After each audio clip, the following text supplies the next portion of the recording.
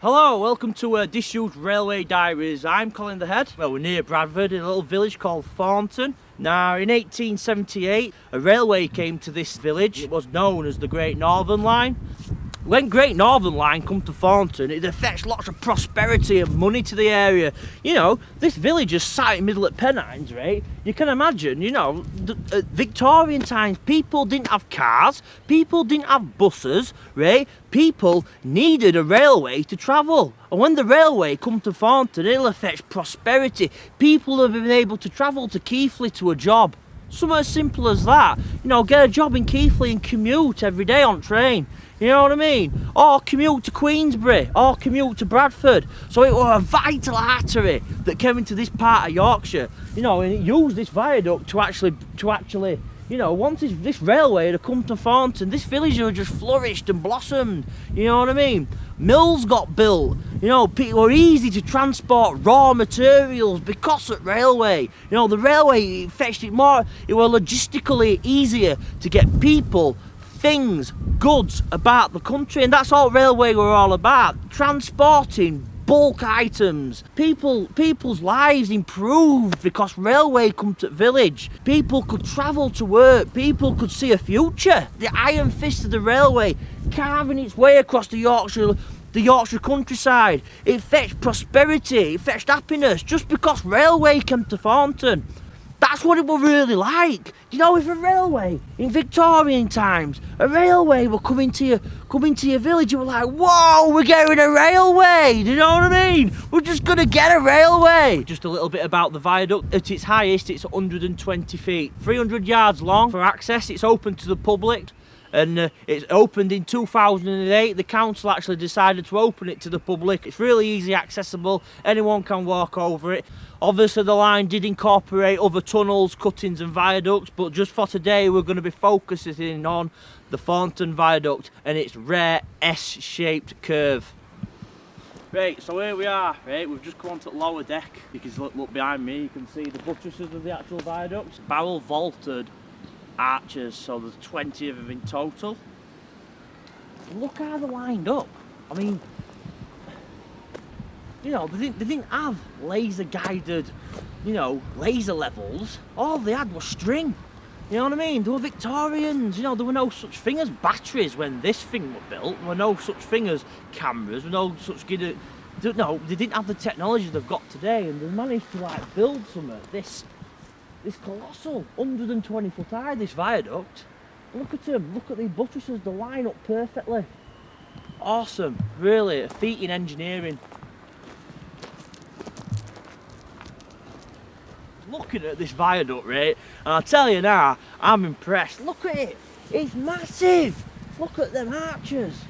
You know what I mean? How impressive is that? We just stood on bottom. 120 foot high, this viaduct. If you see them discs, each arch has got a disc. I'm just going to point it out while we're here. There's a disc, and obviously there's a rod that will run through to the other side of the viaduct. And their job is to keep the arch as an arch, so it doesn't start crumbling away. So the viaduct doesn't start to, you know, like start to split down the middle, basically, and you know, because forces of nature. So them discs are doing a really good job. They're actually keeping viaduct intact. But look at vastness of it. It just starts from over there, right? There's 20 arches in this viaduct. 20 complete arches. And look, if you get a complete scope all the way across it, look how mad it is and how big it is, this viaduct. It's absolutely massive. You know what I mean? And it's 137 years old, this viaduct, and it's just still here today. It's absolutely awesome. And we've got Pinch Beck in background. Look at Pinch Beck. It just goes on the other Pinch Beck in Valley. It's just flowing. Look how clean it is. Pinch Beck. I'm not going to drink it, right? I'm not going to drink it, but you know, it's Pinch Beck. This is the reason why that viaduct was built, because of this. You know what I mean? This stream has obviously carved this valley, right? And when they wanted to build railway, they had to build viaduct to get over this stream. All that to get over that. You know what I mean? Crazy, really, when you think about it. That little, how can that little stream carve a valley this big, right? So when they want to build a railway, they've got to build that colossal structure just to get over it. It don't really contend even thinking about all the arches. They built the buttresses out of solid, probably Yorkshire stone. 750,000 bricks went into building this viaduct, and it's 17,000 cubic meters, I believe. 17,000 cubic meters, the actual velocity of the actual viaduct. And if you look at tops of arches, you can see where the actual solid stone buttresses are.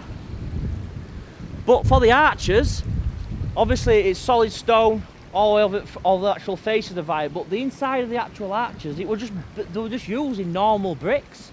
You know, the standard at the time, but probably engineering bricks. I'm not quite sure what bricks they actually are using, but you can see how they actually constructed. So they built the buttresses first.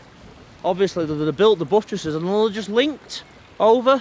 And them arches will have had formers. There'd have been a big former put in there, in that archway, and obviously they'll just built round former.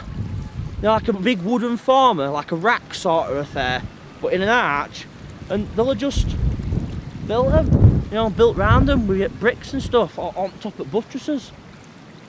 But all them buttresses, if you look at the actual buttresses as themselves, they're all at the same level all the way through viaduct. So obviously where the actual first buttress is to the next buttress, it's the same level. Obviously, and that's mirrored all the way through the viaduct. Even though the buttresses are getting deeper in the valley, right?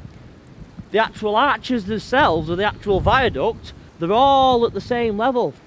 The actual viaduct itself, the actual arches that support the actual railway line on top, they're all at the same level, and it's mirrored all the way through the actual viaduct, all the way up to the Thornton end. See, that section going does that. It's mad, really. Just how much engineering went into building it, and how much thought and planning, you know. I mean, I wouldn't know how to build that, you know what I mean? And I'm just a normal sort of kid, you know what I mean? But how do you build that? You know what I mean? How do you even go into thinking about it? You can't do it, can you? I can't do it. I couldn't build that. I couldn't even know where to start. From that buttress here to that buttress over there,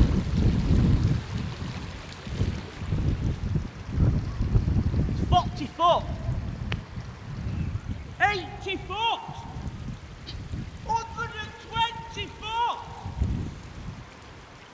160 foot, and so on. You know what I mean? She's massive. You can't just get in. I mean, if we just look at these arches now, just underneath it, just next to Pinch Beck. Look at it. Mad. Look at the detail they put into it. You know what I mean? They were proud of the railway, weren't they? You know, they're like the iron fist roaming across this Yorkshire landscape. And the Victorians did it with the actual use of Thornton Viaduct. The railway's iron fist roaming across the Yorkshire countryside. You know, linking Queensbury to Keighley. It was known as the High Road. It was a high route because, and argumentatively, the most engineered piece of railway in UK. You know what I mean? And they used it using viaducts, tunnels, cuttings and embankments. And you might find the Great Northern Line uses virtually every part of railway engineering which is available to hand. It was just a piece of engineering, a magnificent piece of engineering, what Great Northern Line here in Yorkshire. You know what I mean? The terrain it crossed, I mean, it went off at Pennines, linked Keighley and Queensbury, and as anybody who knows Keighley and Queensbury, they're up in hills, and hills are all up and down, so they had to build stuff like this. You know, so people could trade, so people could travel, mill workers, so mill workers from Bradford could get to Keighley, you know what I mean? And that's the reason why they were built, to connect places. Loads of mills, loads of sheep, right? And just loads of factories and textiles. Yorkshire textiles were massive at this time when this viaduct was built. It was the only industry they had.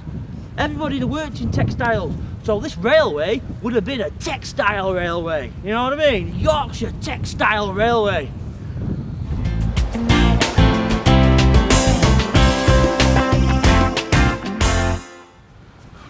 Another really good example down here of the actual curve and shape of viaduct. If you just look behind me, can you see how it's curved? The top of that viaduct, how it just curves round, just cut into that hillside. It's like it belongs there. You know what I mean? It's like this viaduct just belongs there, and it's not even really there. You know, it was a man-made object, but it just fits into Yorkshire countryside. But look at that curve. It's a really good example of the actual shape of this viaduct.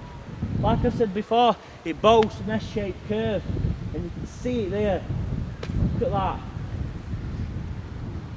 Inspiring piece of engineering here in Yorkshire countryside for us all to enjoy. Open to the public as well.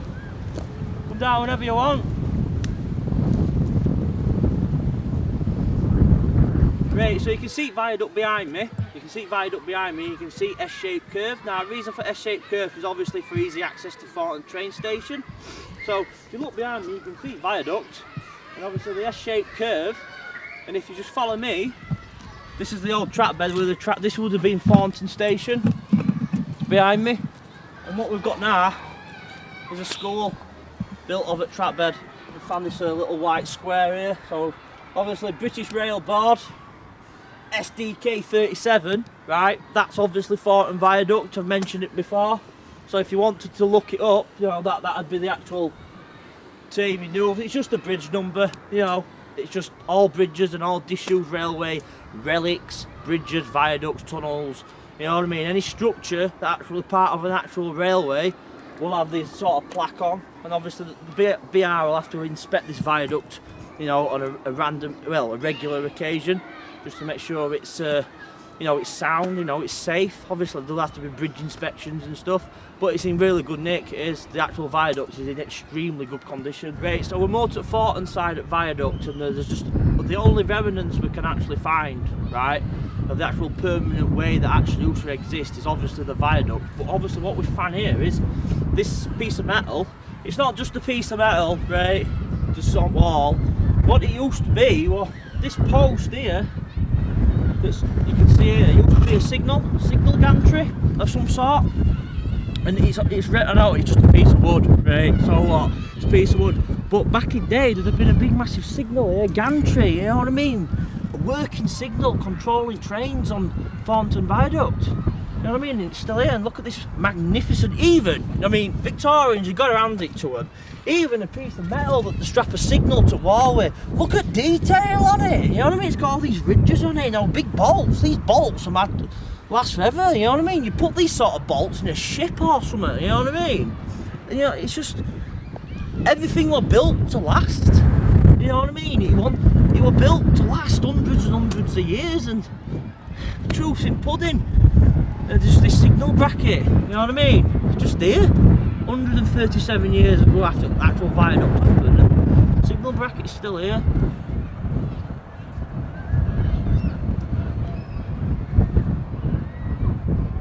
Right, so I'm just sat on this here wall on this viaduct at Thornton, right?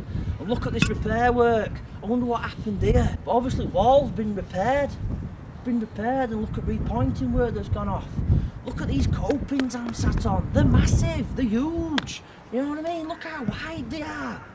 Look at that. They're that wide. Look how wide these walls are. This viaduct was built to stay here. You know what I mean? It was built to last, and it's still here to this day. If you just come and get a quick look over this wall, you can see how deep it is behind me.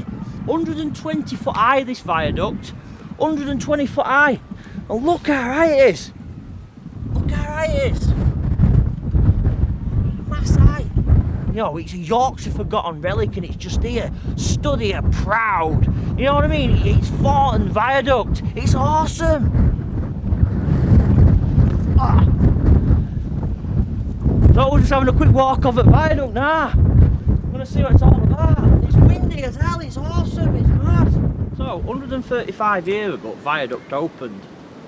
The actual viaduct closed in 1965 and passenger traffic actually ceased in 1959. So from 1959 to 1965 it was just freight traffic. The actual viaduct itself, when the actual line reached Keighley from Queensbury, the actual owners ran out of money, so the actual project got put on hold for quite some time while the actual funds are actually raised. Without this viaduct, this line could not have existed and could not have carried on to Keighley. To physically build something of this magnificence and this detail rate in this day and age, right, would cost millions and millions and millions of pounds and would make the actual viability of building a railway to this scale nowadays, it wouldn't make no money. But back in Victorian times they had the actual, you know, they could afford to do it because things were cheaper. You know what I mean? But look at it, it's just still here to this day. 157-year-old viaduct. And all it's used for is people to walk the dogs over. Crazy, you know, it's just crazy. It is, it's absolutely crazy. You know what I mean? All the man hours that went into building this here viaduct, right? And people just ride the bikes, walk the dogs, take the girlfriends over it. You know what I mean? Crazy. And it's just here. I'm not very happy about that. There ought to be tracks still here to this day and trains should still be using it. You know what I mean? I'm not happy about that at all. But that's just the way it is. That's the way people want it. But honestly, if I had a say in it, I'd have kept Thornton Viaduct open. You know what I mean? I'd still have trains going over this here viaduct, I would. You can see bridge and you can see how it's cut into hillside. As we just spin through, we can actually see the valley now. Just getting a quick rough estimate at land. Over there in the distance is Bradford. And obviously spin around you can see the village of Thornton up there on the hillside. Now this is the valley where the actual viaduct crosses. The viaduct's behind me, right? So yeah, obviously it comes out of cutting behind me there. And obviously we're in the valley now. And just behind me where you can see these two walls. If you were just behind me, that's where the actual viaduct starts. Look at this bridge. It's just here to this day. Look at it. And it's a double track bridge because it were a double track line. You know what I mean? Just think about it. One day, once upon a time, locomotives used to come steaming through here carrying coal, carrying cotton, cattle, passengers, mill workers, you know, Victorian businessmen, and they all used to go under that bridge in Thornton, here in West Yorkshire. It's mad, innit? Now the Victorian era, or the Industrial Revolution, right, when they built railways, not like today they build motorways and they build boring bridges out of concrete and stuff, and really they're just really boring structures that are just there to build the job. But look how much care and detail and attention the Victorians and actual, you know, the actual architect that designed this bridge. Look at these buttresses. Look at these buttresses built out of local stone. You know what I mean? And how much care to detail and how much time. And you know, look at them copings. You know, they actually put effort into building the bridges and the viaducts and the tunnels, all the railways. Look at engineering that's just gone into building. I know it's just a bridge. It's just a bridge. No, not really. You know, it's just a bridge. But look at how much detail's gone into it. All that copings over there. It's built out of local stone. You know what I mean? And it's still here, 150 years above, probably more, 150 years old.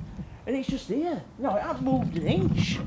You know, to any normal person, they just think to say, oh, it's just a bridge. But, you know, look at how much work's gone into it.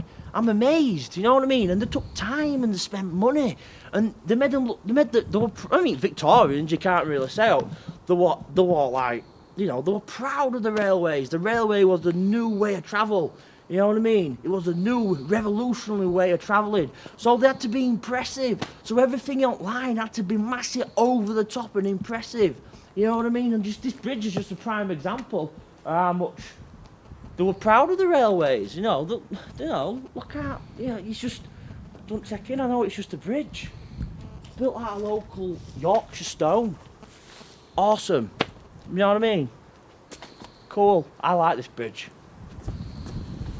The length of this stupendous structure is 280 yards long at a height of 104 feet, with a natural surface independent of its parapet wall. It was found necessary in order to secure a sound foundation to carry out the central piers of 25 feet below the surface level. The viaduct is composed of 20 arches and 40 feet span and built in an S-shaped curve. The greatest depth being 108 feet at the bottom of Pinch Beck stream. About 17,000 cubic yards of masonry and 750,000 bricks have been put into this colossal structure. At the commencement of this large undertaking, it was found advisable to fill in some of the colliery workings in order to ensure that the stability of the building. It is perhaps one of the greatest viaducts in England and cost upwards to 34 grand to build. An extract from the archive book commemorating the opening of the railway.